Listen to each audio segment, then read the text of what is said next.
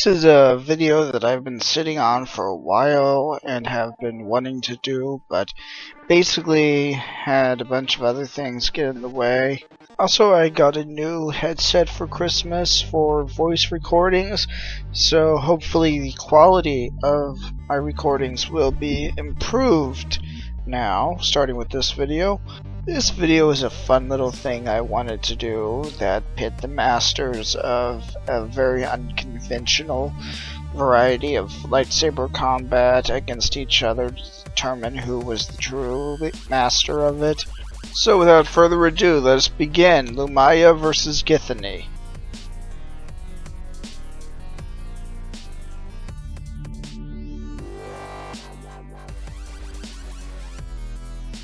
Born Shira Bree on the planet Coruscant, Lumiya was one of the most feared agents of the Empire during her stint as the Emperor's Hand. Trained by Darth Vader himself, Lumiya was sent to infiltrate and discredit the Rebel Alliance, and in particular, Luke Skywalker. A skilled pilot in her own right, Lumiya was welcomed into the legendary Rogue Squadron, where she became close to Luke Skywalker. While the two became close, Lumiya's TIE fighter was shot by Luke Skywalker, who was picking targets through the Force during an attack on a secret Imperial armada. And after an investigation carried out by Luke and Chewbacca, her true allegiance was revealed, and she was exposed as an Imperial spy. Badly damaged by the altercation with Luke Skywalker in the attack on the secret armada, Lumiya was forced to be rebuilt with cybernetics that would stick with her for the rest of her life. Filled with rage at what Luke Skywalker had done, she named herself the Dark Lady of the Sith, Lumiya. As Lumiya was already skilled in combat, it was at this point that Vader began to hone her skills in the Force. But he knew that she could not be kept a secret from Emperor Palpatine, and instead presented her to him as his new Emperor's Hand. She was then sent to the ancient Sith world of Zeost, in order to continue her training, where she stayed until the Battle of Endor, where the Emperor and Vader were killed. It was at this point when she built her trademark weapon, the Lightwhip. Not long after her time on Zeost, Lumiya emerged as the cyborg chief of security for the slaving guild on the planet Herdessa. Here she attempted to arrest Princess Leia, but it was thwarted when there was a revolution against the guild. She escaped with only a blaster wound, vowing revenge on the Alliance as she did so. Lumiya went on to fight Luke Skywalker on the planet Kinoween, and managed to best him with his allies the first time, but was soundly defeated in their second encounter. It was at this time that her identity as Shira Bree was revealed to the shocked Luke Skywalker. During the Nagai invasion, Lumiya lent her resources to the Toffs. However, she vanished after the invasion was repulsed. In 40 ABY, Lumiya once again emerged in order to draw Jacen Solo to the dark side. It was her teachings that finally pushed him over the edge and eventually led to his rise as Darth Kaidos. After Jacen killed Mara Jade Skywalker, Lumiya faced Luke Skywalker for the final time. Convinced that Lumiya had killed Mara, Luke struck her down in a fit of rage, driving him close to the dark side. While little of Lumiya's actions were known to the galaxy as a whole, her legacy endured through Darth Kaidos and his actions up until his death.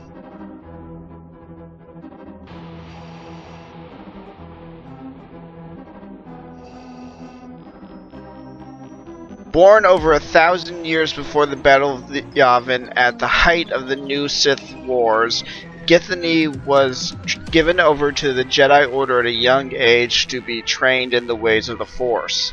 During the Ruusan conflict, Githany became disillusioned with the Jedi and turned to the dark side, joining up with Lord Khan's Brotherhood of Darkness at this time. It was during her time among the Brotherhood of Darkness that she first met the young Sith acolyte known as Bane. The two of them were friends for a time, even sharing a kiss at one point as their relationship got closer and closer. However, Githany was using Bane in order to take out Sirak, a top student of the Brotherhood of Darkness. In order to combat the Army of Light under Lord Hoth, Githany was made into a Dark Lord of the Sith along with her fellow students. She was also given the task to attempt to assassinate Darth Bane by Lord Khan and met up with the Sith Lord on the planet of Umbria. Bane, however, survived and was nursed back to health by a healer on Umbria, and Githany returned to Ruusan. During the final battle on Ruusan with the Army of Light, Githany was killed by the Sith thought bomb that Darth Bane had tricked Lord Khan into setting off. In the end, Githany is a Sith Lord that had very little impact on the galaxy as a whole, other than the training of Darth Bane for a short amount of time.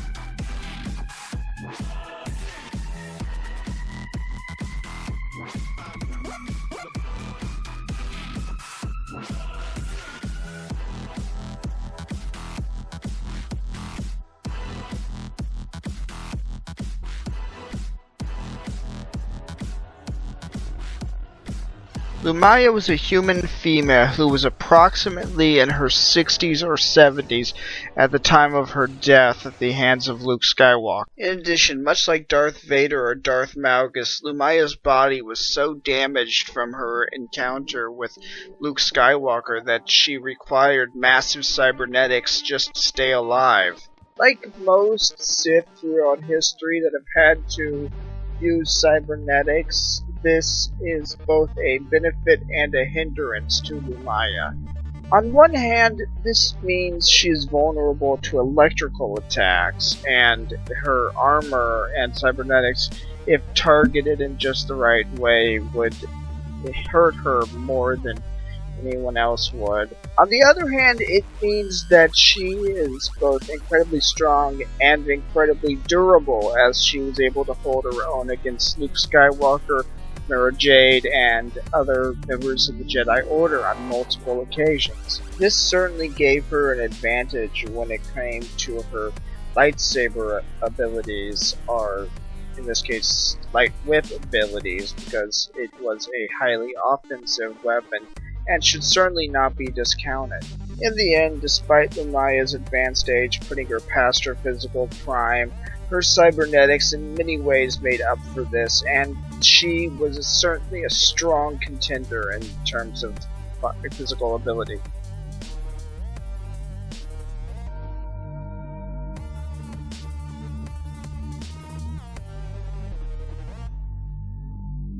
Githany was a human female in her early 20s who was well into her physical prime at the time of her death on the planet Ruusan. A master of both the lightsaber and the Lightwhip, Githany was more than capable of the highly aggressive form of combat that her chosen weapon required. Her physical strength was not in question, and she was capable of holding her own against several of the most skilled of lightsaber duelists of her era among the Brotherhood of Darkness, including Lord Bane and others. The real question is whether or not she would be willing to use this strength in a fight, as her tactics usually relied on using the feminine wiles. I do not know for sure how much of a factor this will be. In the end, Githany was a skilled combatant and was physically strong in order to give the right force behind her Lightwhip. However, there were stronger members of the Brotherhood of Darkness at the time.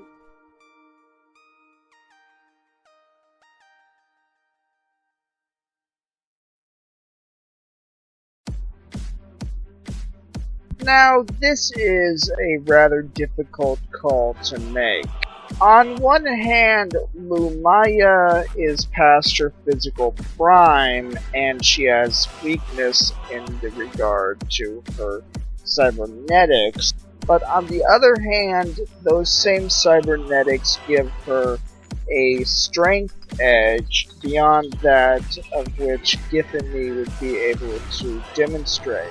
So the real question comes down to whether Githany's natural physical ability or Lumiya's enhanced physical ability is the superior version. And in this case, I cannot stress this enough.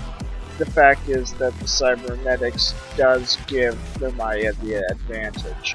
I give Lumiya the edge in terms of physical ability.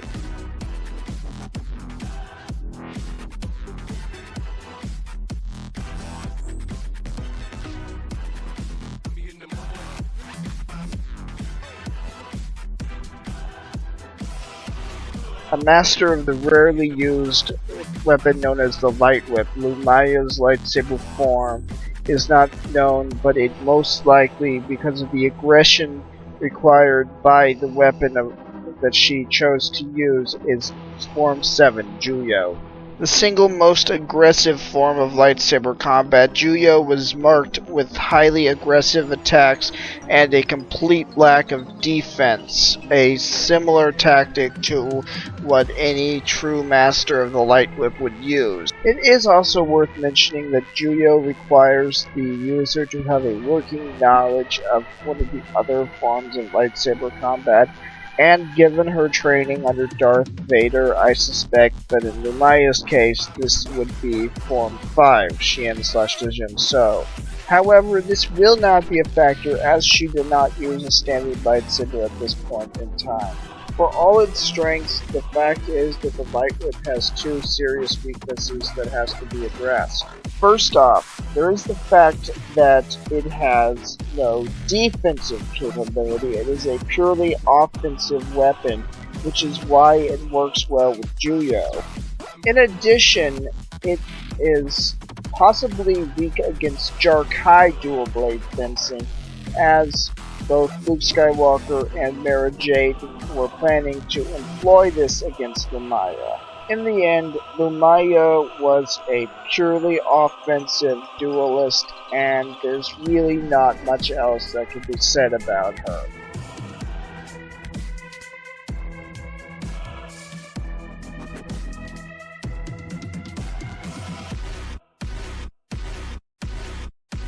Githany was one of the few individuals of her era to use the Lightwhip as opposed to a standard lightsaber or a saber staff. Unlike Lumiya, however, she has shown skill with the standard lightsaber. That being said, however, the nature of the Lightwhip, her favored weapon, means that she is a fully aggressive combatant, and even if she is capable of using the lightsaber to defend, she still focuses on her offense. Because of this, much like Lumiya, I believe her lightsaber form is Form 7 Juyo. Whether this is a personal choice or a requirement of the Lightwhip is unknown. Unlike Lumiya, however, we cannot speculate what her original lightsaber form was that allowed her to lead into Juyo.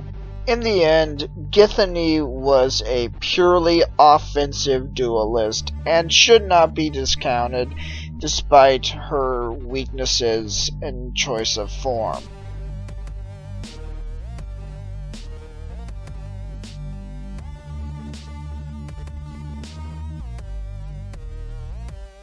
This is a rather bizarre matchup in this case, and it's actually an easy call to make. Both combatants, because they use essentially the same weapon, unlike people who use the standard lightsaber, are required to use basically the same lightsaber form, because of the nature of the Lightwhip. While it is hard to make a definitive call on what form is used by a master of the Lightwhip, the likely answer is what I have reached, Form 7 Juyo. That, mixed with the weaknesses of the Lightwhip that neither of which can compensate for with the Lightwhip alone, means that there is no real question as to what the edge is here. I declare them equals in terms of lightsaber dueling.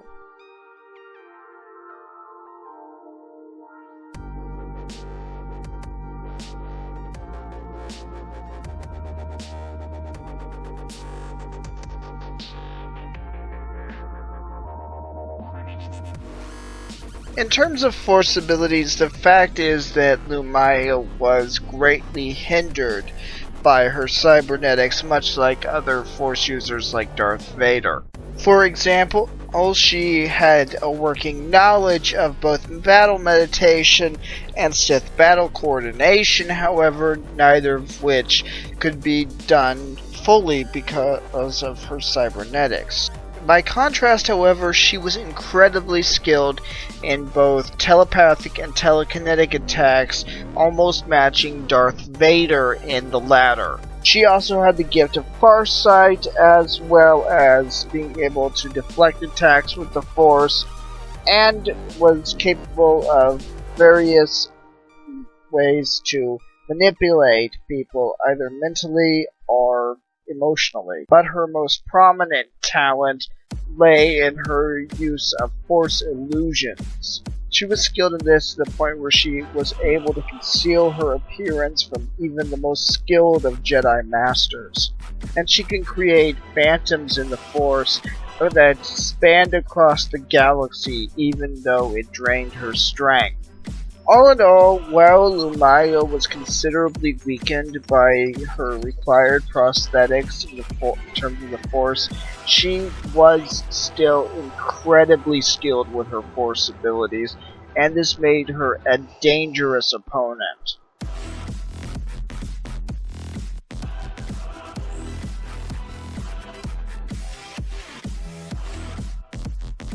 In contrast, however, Githany had very little documented Force abilities. In fact, the only Force ability she has ever actually been shown using is Force Lightning, which she taught to Darth Bane. Beyond that, nothing else is actually known about her Force abilities, and it is possible that she has the standard Force abilities of a Sith or a Jedi, but how well she can use this is not known.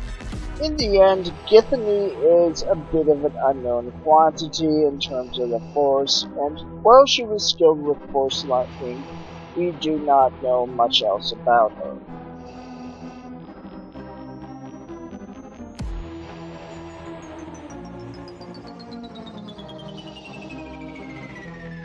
Now this is a sharp contrast to the previous category. Githany has only shown one Force ability, and while that actually does have a potential advantage over Lumiya because of her cybernetics, I believe that this advantage would be minimal. Lumiya is capable of deflecting attacks with the Force.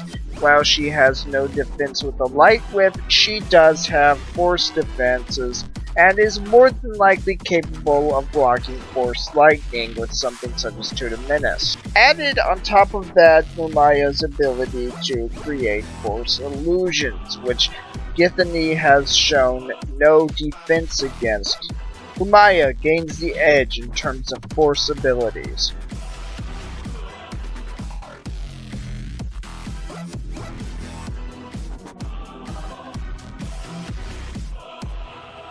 While Lumiya's original lightsaber is not documented, it was likely of standard design.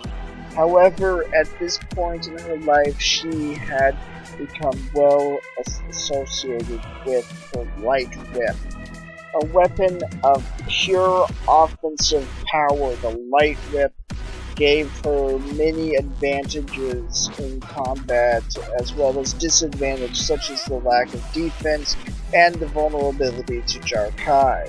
However, Lumiya's weapon was not your standard Lightwhip.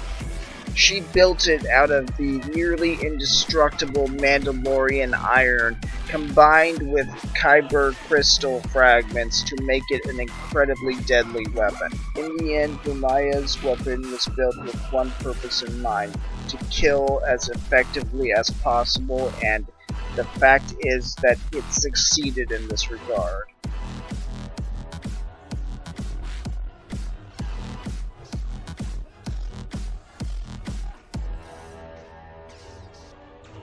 In contrast to Lumiya's elegant weapon, Githany's Lightwhip was about as close to a standard lightsaber as one could get with a Lightwhip. It had no actual advantages unlike Lumiya's, and the fact is that there is very little to put it apart from any other Lightwhip used throughout history. But Githany had something that Lumiya did not: a standard lightsaber that she was capable of using in combat. How effectively this was used for defense is not known, but if combined with the Lightwhip, made for a dangerous combination on Githany's part. In the end, while Githany lacked a true elegance to her weapon, she was still an incredibly dangerous duelist.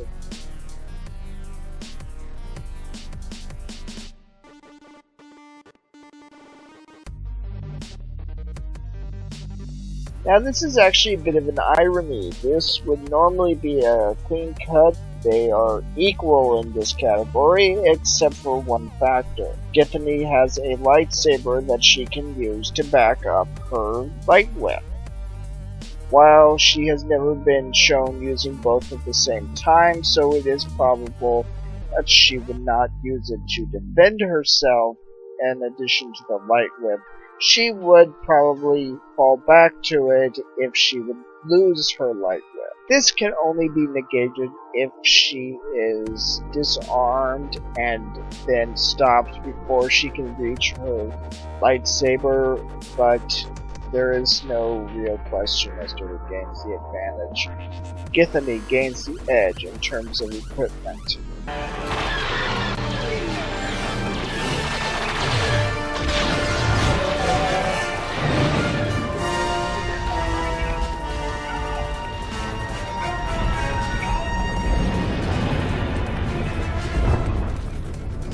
So now that we know all about our two combatants, let's set the stage for this fight.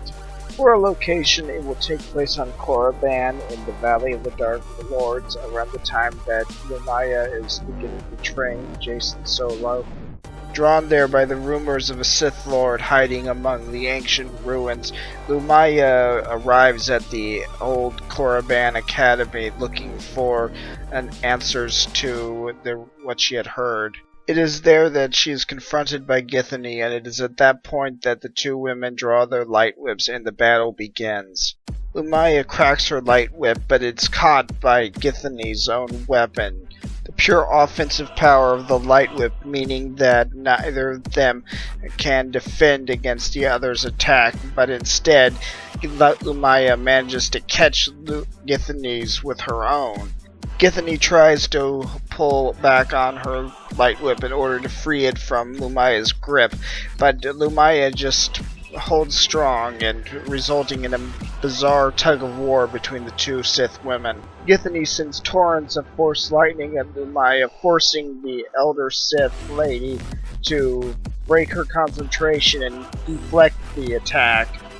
That moment of distraction is long enough for Githany to pull her Lightwhip free of the grip and to once again square off against Lumiya. But Lumiya is no longer standing there. Instead, surrounding her are the figures of the long-dead Brotherhood of Darkness, with Lord Khan looking at Githany as if she had somehow failed him.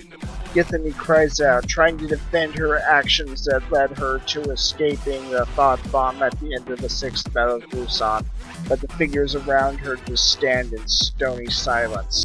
It is at that point that she feels a hand at her waist, and as she turns around, she realizes that Lumiya had been using a force illusion on her, and she tries to reach for the lightsaber out of her belt, only to find it not there anymore. Githany is then pushed back by a powerful force push from Lumiya, who then cracks her whip again, this time wrapping it around Githany's neck. The cyborg Dark Lady of the Sith pulls hard on her Lightwhip and kills Githany in one swift stroke. Deactivating her Lightwhip, Lumiya walks away, leaving Githany's corpse lying in the sands of Korriban.